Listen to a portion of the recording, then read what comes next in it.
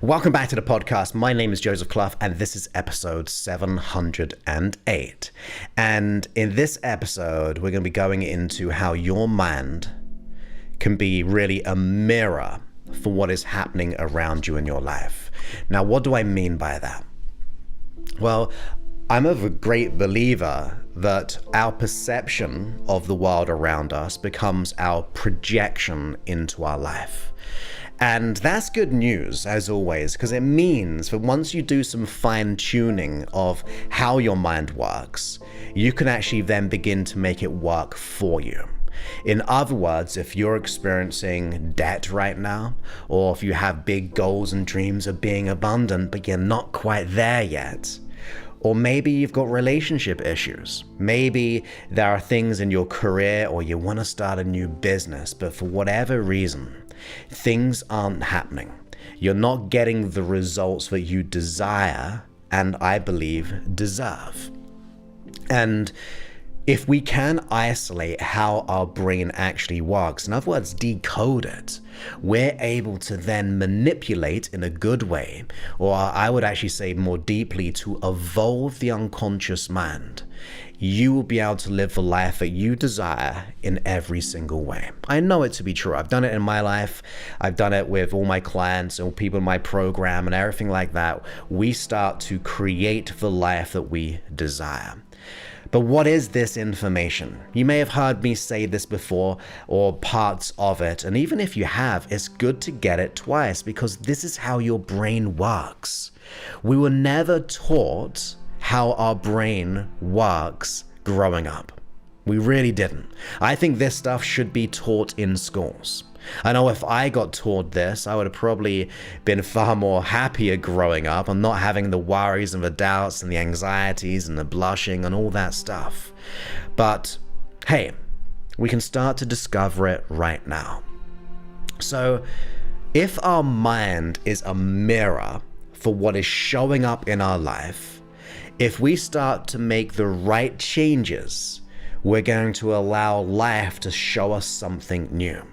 You are observing the world around you via your own reality tunnel. And by tunnel, I almost mean like you've got like the blinkers on and you're just looking through your perception of what you think is true when it comes to your reality. But in other words then, we don't see the world objectively. We don't. We see it in a very subjective way. But how do we get to those subjective conclusions when it comes to the pain that we experience? How do we come to the conclusions when it comes to the anxiety that we have, or the scarcity, or the doubt, or the fear, or all of those things? How do we come to that conclusion in a subjective way? Because look, we can have two people going through life and they can go through the exact same situation but still see the world differently. We can grow up in different cultures and see the world differently. We may have different personal truths. We may have been brought up in poverty, but someone else could and still be crazy abundant. So you could say, if we break it really down, it's our interpretation of the events that we go through to this moment in time, which will start to mold how we see the world around us. And based on the quality of decisions that we make on a day-to-day basis, and more specifically in those significant emotional events that we went through, that we come to those conclusions. So your thoughts, your feelings, your behaviors are really manipulated and designed and curated to see the world in a certain way based on the judgments we've made or the decisions we've made, not necessarily at a conscious level, by the way.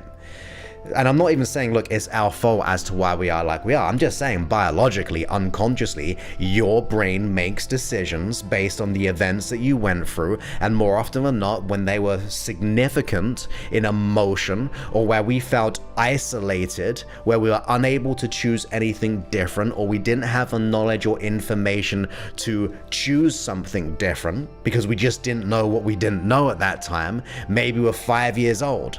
And at 5 years old, look, you're not going to make a good decision under stress. Most adults don't make good decisions under stress. So that 5-year-old you, or 7-year-old you, or even adult you, will make decisions at an unconscious level based on how we interpret that situation. So let's just say, for example, growing up, we had a parent who had very high standards. They wanted us to be the best. They were very domineering in our life. They tried to control the situation or just have high expectations. Well, of course, growing up in that situation, we may then have this belief system that we've got to be perfect, that we've got to be a people pleaser, that we might get found out for not doing things and living up to those expectations, all because in the beginning, you could say our beginning phases of life, we will start to assume certain ideologies or mindsets or perceptions of life which will start to strengthen, whether they be good or negative. They'll start to be strengthened in the brain through the neural networks to keep on thinking or keep on feeling or keep on acting in the exact same way, because that's all we've known growing up. Like I said, it could have happened like just 1 week ago at our present age based on a significant event that we went through. But then if you think about it, your brain unconsciously makes a decision. It makes a decision that based on that event to see the world in a certain way. Like, as an example, I say this sometimes on my seminars, and if we were like growing up, walking down the street one day, and then someone just kind of pushes us over, and we're like, that's not very nice. And then we go down another day, maybe it's the next week, and then suddenly what happens? We get kind of pushed back again, and we fall over this time, and it doesn't feel very good. Now, of course, we can do it again, and once again, bang, someone pushes us over, and it doesn't feel very good. Well, it's easy to come to the conclusion, if the external world is pushing us down, that we might come to the conclusion of the world's a bad place. Or if we lived in scarcity and debt, we may come to the conclusion that money's a bad thing, and also it's hard to come by. Like, all these belief systems from our experiences become the real clarity of, or lack of clarity, you could say at times, of how we see our reality. So, to put it specifically, we will make a decision which will then eventually formulate into a belief system. That belief system will be surrounded with many, many feelings like anxiety, worries, fears, and doubts. And then all of those feelings will show up in our behaviors, the things that we do. In other words, if you have that limiting belief of maybe you're not good enough, maybe you're not worthy, maybe you're not capable, maybe you've got to be perfect, and then you have that scarcity and those feelings and those worries and all those things, we then start to act in that belief. We start to feel in that belief. And then if we don't get the result, in other words, we don't get that job or we get rejected, all of those things, it will go back around and reaffirm to your unconscious mind, well, look, this is why I'm not enough. This is why I'm not worthy. This is why I don't want to get help. Like, it's this self-fulfilling prophecy because our mind is cultivating the reality that you're seeing. So your perceptions become your reality. Your brain becomes like this mirror. Or you could say the external world is a mirror for your internal representation of it, for your suggestions and mindsets and thoughts sink deeply into the unconscious mind to go, wow, this is what reality is. That I'm not enough, I'm not worthy, I'm not deserving, I'm not capable. All of those things. The unconscious mind will start to dictate that reality. And of course, there's other reasons as to why it's not just, it's all going to be around decisions and beliefs, but there's also things like our values. If you have a high value for money and abundance, and it's a clean and clear one, in other words, you haven't got fear and scarcity, the chances are you are going to be very driven and very, very successful in acquiring the abundance that you desire. Because it's important to you. right? So you see more opportunity, you take more actions because you're like, yeah, I'm abundant, it's coming my way, I know exactly what I'm after, I'm worthy of this, I'm deserving of this. But on the other hand, if that money value is, if you could imagine like your fist being the value and your other hand clasping around it, which would be the emotions of fear, like it's, in other words, it's just association of fears, worries, and doubts, then of course that value for money is now kind of corrupted and it's associated with fear, and therefore you play small. You think that it's not an abundant place. You think the economy is going to control everything. So our values are the things which will really cause us to see the world in a certain way. And then we got things like memories, we got things, like I said earlier, like our culture. All of those things will cause us to see the world in a certain way.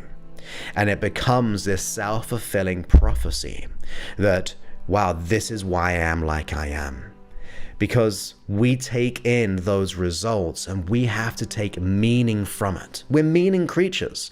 Everything we place meaning in a very subjective way. If you're walking down the street and someone laughs, usually people go, oh, what, are they laughing at me? Like, we take it in as a personal thing. So your life and your perception is full of what's important to you. It is a bit of a me mindset because you are you, right? Like, it's hard to look through the eyes of someone else because we're always looking through the eyes of who we are and our subjective reality. So if that is true, which it is, our brain takes in all the information, between 2 and 5 billion bits of information, and then we have to sort it out via our beliefs, via our values, via our past experiences. We then see the world in a certain way. Sometimes there'll be opportunities right before you, right now, that you will disregard based on how you perceive your reality. You won't go for that opportunity because that belief of maybe I am not good enough goes, well, look, you're not good enough. So your unconscious mind just deletes it. It just filters out certain aspects of reality because you're not seeing it objectively. So the question is, well, if my mind is this mirror, the world around me is reflecting back the image of that perception of my brain, my unconscious mind, of what I think is true. How are we going to retrain it and reprogram it? Because that's what we want, right? You now know what happens. We know how it happens, like I said, based on the experiences we've gone through and the decisions we make, cultivate those beliefs and values and all those things. Well, how do we start to leverage the unconscious mind in our favor so we can start to demystify those old beliefs? We start to resolve them, we start to dissolve them, we start to retrain the brain to be able to see a more objective reality, or at the very least a better subjective reality that serves you. Because even the belief of I am enough, some people could say, is very, very subjective. But it's better to have that subjective belief of I am enough compared to the belief of I'm not enough. So how do we start to do this? Well, number one, I want you to realize if our world is a mirror back to us, right? So we go through the events, we see these things, and our life's not how we want it. We're attracting the wrong people in our life. We're missing out on opportunities. We've got to use those as signals, right? We don't use those as confirmations. Right? We don't want the results that we're getting or the people we're attracting to go, well, that's just it. That's just an affirmation of why I'm not enough, because I got hurt, I got used, I got abused, I didn't get that promotion, money was stolen, all of those things. We don't want to use that as a concrete cementing of the belief. We want to be able to use it as a signal. You see, all these signals of our external reality, we can track back to our internal reality. In other words, we're not focusing on the symptoms, we're focusing on the symptoms to lead us back to the core issue. I was just saying today, this is being actually live streamed for everyone listening to on the podcast, or one of my members today made a post where they've been migraine free for a whole month, despite being a very stressful month where usually they get migraines once, twice per week, like debilitating ones where they kind of got to get out of situations. Well, we didn't work on the migraine. And in fact, I sometimes say, look, I don't even want you to work on the fear. I don't want you to work on the anxiety. I want you to notice that fear, become aware of it, become aware of the chronic fatigue, become aware of the imposter syndrome, become aware of the symptoms, shine a light on them, don't allow them to remain unconscious, because when we shine a light to those symptoms, they will lead us back to what the real issue is. So symptoms are really just signals for us to pay attention, that once we pay attention, leading us to the core, which creates it, like the root of the issue. I mean, look, as an analogy, if you were gardening and you see a weed growing in your wonderful, beautiful garden, you wouldn't just pick the leaf and expect it to not grow back. Of course not, right? You'd expect the weed to grow. Well, that's like just trying to work on, say, migraines, or just working on anxiety and expecting anxiety to not come back. We've got to go to the root of the matter, to the root of the weeds. We've got to dive deep into what the truth and the reality is. And that's why my program does that. First thing we do, we go and get to the root cause, because otherwise, and you'll probably notice this, have you ever been in an experience before where you've tried everything and it's not working? You've spoken about it, that you know it inside out, but it still remains an issue. You may have tried many different methodologies and therapies, from counseling to psychotherapy to hypnosis to meditation to books to therapists, practitioners, all of those things, but it's not working. Well, I would probably say it's not that everyone was bad, and they could have been, but the chances are not every person of practitioner or every therapy was bad and didn't work. I would like to assume responsibility and go, well, maybe I was working on the wrong thing. Maybe I was working on the symptoms, and therefore they came back. They came up in different areas of my life. So I want to be able to then go, this is interesting. Be curious about it. It's not a bad thing. We tend to shy away from our symptoms. We shy away from our pain, but the pain is going to lead us to the light. That pain is going to cause us to have a certain of reflection of what's really happening. Because when you get down to the truth of the matter, the root cause is not the feelings that you feel. You feel them and it doesn't feel good, but those are signals to something more. Now, usually it's going to be about our identity. It's going to be about our belief systems, because the beliefs even make up your world. They really, really do. You see, beliefs are the things that we hold tightly to because they feel like it's our identity. Now, to me, that's not who you are. Your beliefs are not who you are, because beliefs do change. Once you believe maybe in Father Christmas or Santa Claus, but maybe you don't. I don't know why. Of course he exists. Maybe you believed that something was true, but now you don't, or vice versa. So beliefs aren't stuck in us. I mean, they can if we don't do anything about it, but ultimately they are changeable. They're adaptable. Because you've just got to find evidence of the contrary in a powerful way. But even that's not always going to work. Like, have you ever been in an argument with someone, and even though you began to realize it's not true, your belief, you hold on to it tightly still, because it's all you've ever known. And if it's all you've ever known, and then suddenly you've got to have a new belief, that's very foreign. It doesn't feel good because we've never experienced the opposite. But we have to get to that root cause, the identity of how we see the world around us. Once you begin to do that, now I can't tell you what your one is, because I can't, right? Because everyone's unique. You've gone through different experiences from everyone else listening to this episode. You've gone through different experiences, you've had different reactions, different upbringings, lots of different things. But what I can tell you is your job is not to focus on the symptoms and focus on the root cause. Get help with finding the root cause and hire someone to let it go if possible, because that means you get the profound transformation quicker than ever before. But I want you to know that your mind is a mirror to what everything is showing up right now. But you can change that. Sometimes you gotta look deeper into the mirror of reality.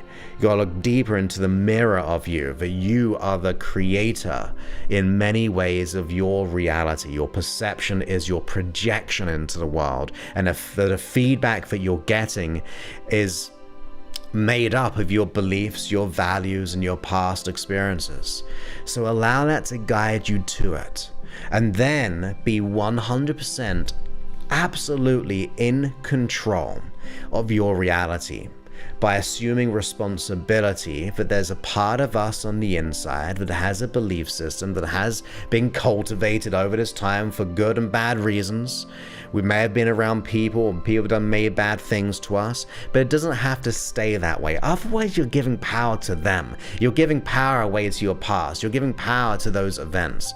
I believe you're more than that. I believe there's so much more to give. I believe there's that part of you which wants to break free and know that you're absolutely worthy, deserving, and capable of all your desires.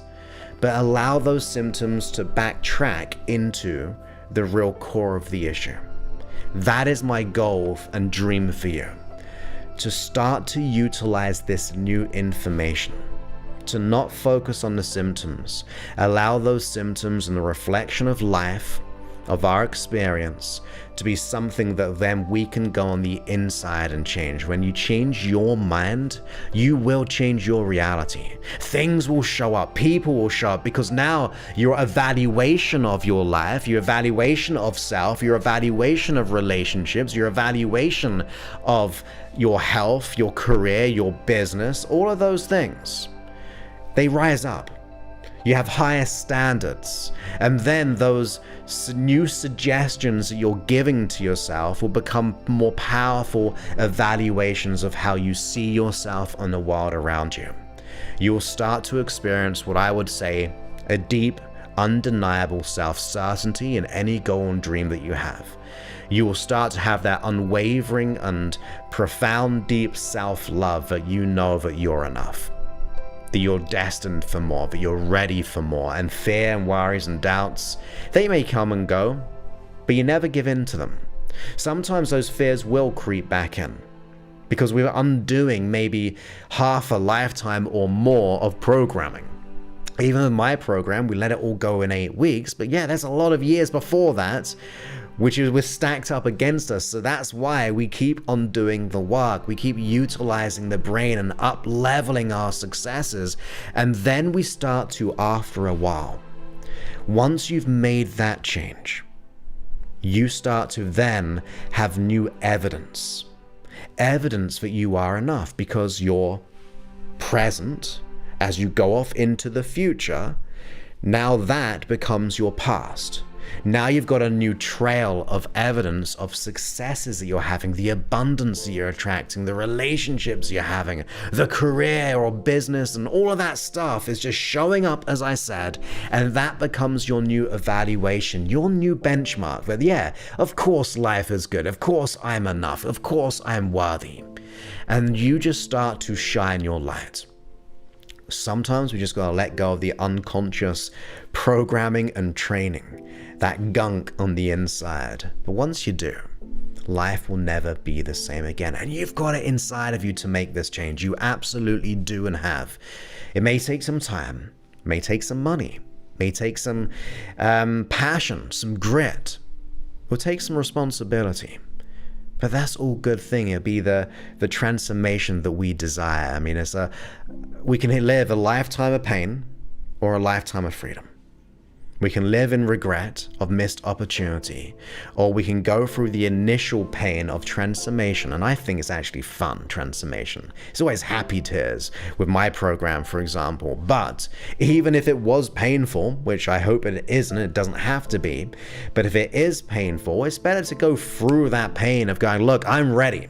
I'm going to do whatever it takes. I'm going to be resilient. I'm going to be resourceful. I'm going to be dedicated. I'm going to choose what is right over the fear I've had. For then you get through that barrier, you get past those unconscious blocks, and then you are free. You start to see a new horizon.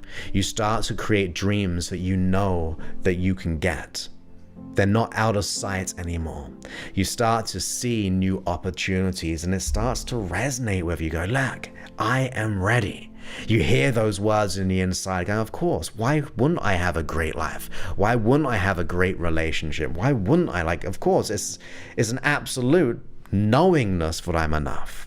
And of course, that knowingness thing builds up in the feelings that you have in your neurology. So between all of that, you now start to see the world in a way that will serve you and allow you to transform your life in the most powerful, most amazing way possible. Now, of course, if you need my personal help, there is an investment, of course. It's not free. I do all the free episodes, 708 as of today. And I have my 8-week system. Takes a couple of hours a week. But once you go all in, you apply to book a call with us, you fill out your application, and if you're a good fit, we may invite you to the program. Like I said, it's an investment, but it's going to be life-changing and get everything you need. And you can go there to josephclough.info/talk to book your time.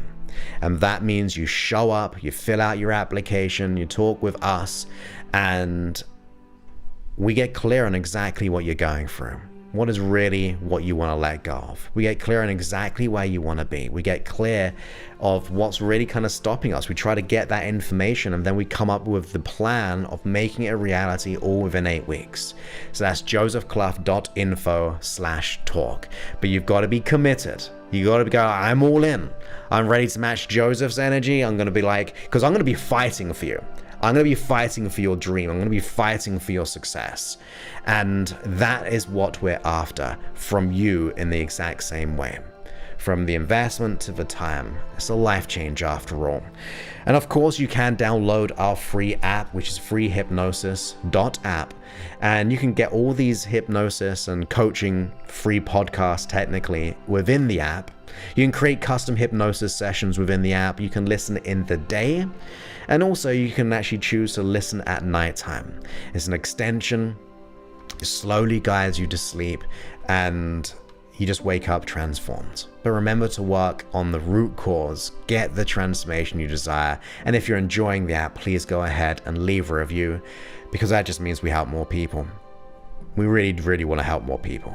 And your feedback and going, look, this worked for me, check out Joseph's app on the review and everything, just gives people a little bit of oh, maybe this can work for me as well, because people don't realize that we can start to make those initial changes. And to me, that is so, so important. So I hope you enjoyed this episode, and I look forward to speaking to you on a future one.